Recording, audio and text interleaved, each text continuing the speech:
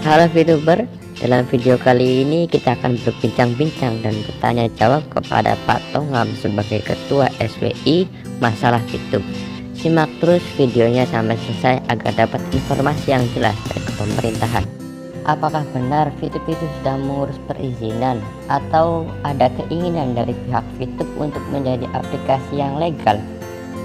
VTube itu kami sudah menyampaikan arahan karena mereka datang ke kami untuk konsultasi bagaimana mereka supaya dinormalisasi, dan kami tentunya memberikan arahan kepada mereka agar mereka mengurus perizinan sesuai dengan kegiatannya sebagai jasa periklanan. Samping itu juga kami mengarahkan VTube ini agar melakukan perubahan pada model bisnisnya. Yang pertama, mereka harus menggunakan rupiah dalam transaksinya, di mana saat ini mereka menggunakan dolar Amerika. Kemudian juga yang kedua, kegiatan ini tidak boleh menggunakan skema referral, artinya member get member. Jangan sampai ada perekrutan anggota di dalam kegiatan ini. Yang ketiga adalah kalau masyarakat mau membeli poin untuk periklanan, hendaknya memang tidak dilakukan antar anggota. Jadi poin itu harus dibeli dari VTube. Saat ini memang antar anggota melakukan jual beli poin yang memang ini digunakan untuk menaikkan misi masing-masing, karena ada peringkat-peringkat di VTube ini.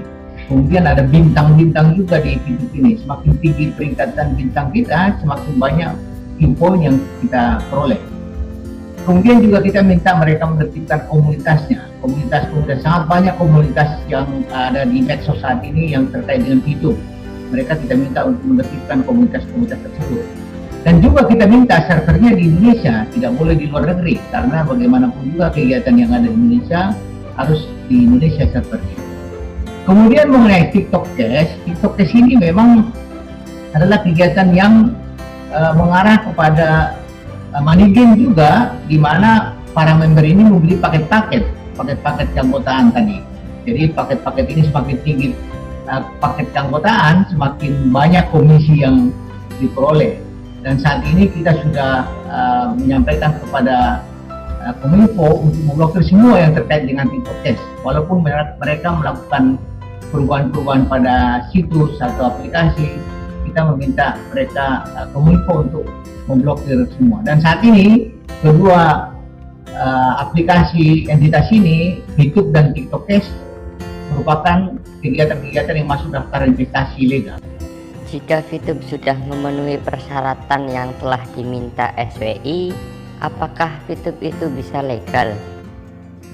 Ya, Satgas Sosial Investasi pada dasarnya memang mendorong masyarakat yang menjadi pelaku usaha untuk melakukan kegiatan secara legal. Karena bagaimanapun juga, setiap kegiatan usaha yang memberikan kontribusi pada perekonomian ini sangat kita butuhkan.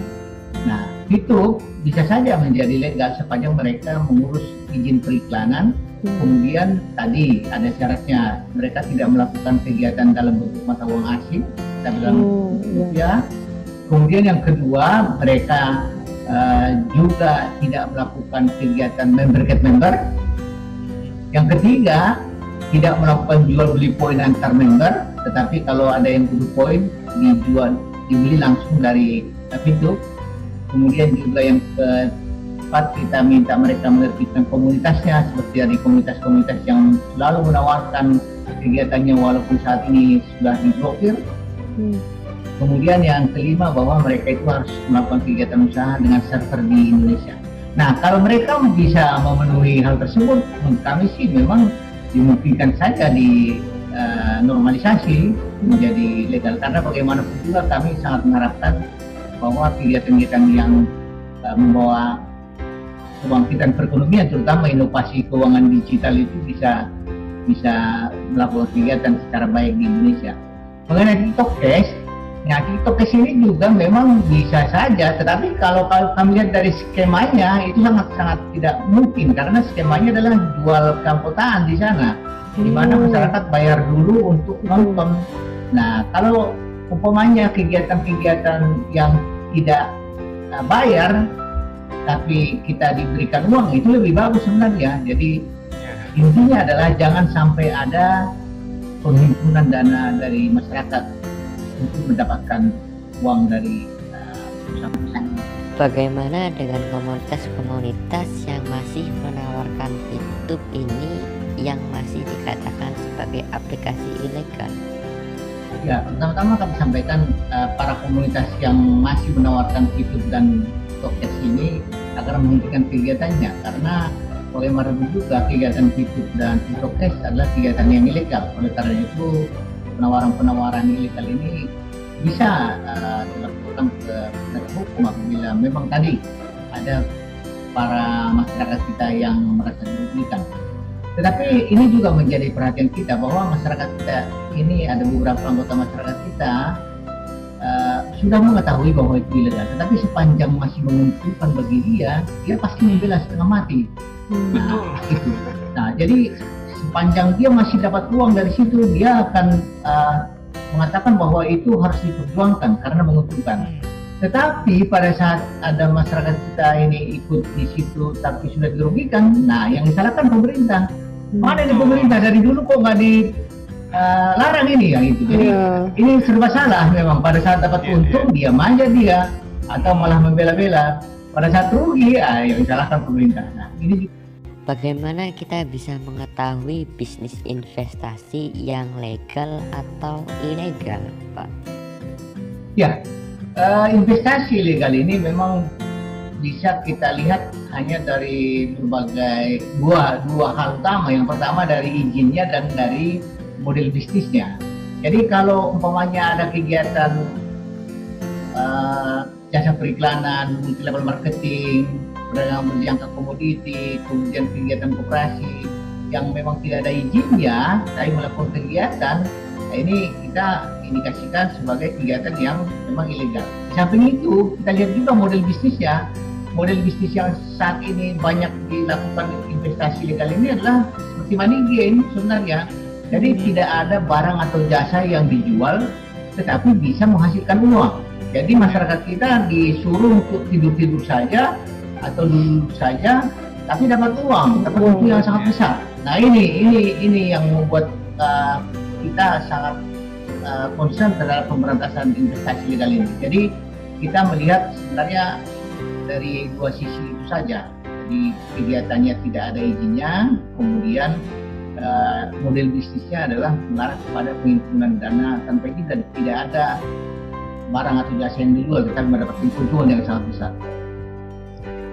Apa harapan dan saran dari Pak Tongam kepada masyarakat dengan maraknya aplikasi investasi ilegal ini? Kami mengharapkan masyarakat tetap berhati-hati sebelum melakukan investasi atau menyetorkan uang atau memberikan jenis-jenis poin kepada suatu entitas tertentu. Masyarakat harus ingat 2L, yaitu legal dan logis. Jadi apabila ada penawaran investasi yang sangat menggiurkan, kenali 2L, legal dan logis. Legal artinya bahwa perlu diteliti legalitas kegiatannya, legalitas lembaganya, produknya. Kalau tidak ada izinnya, jangan diikuti.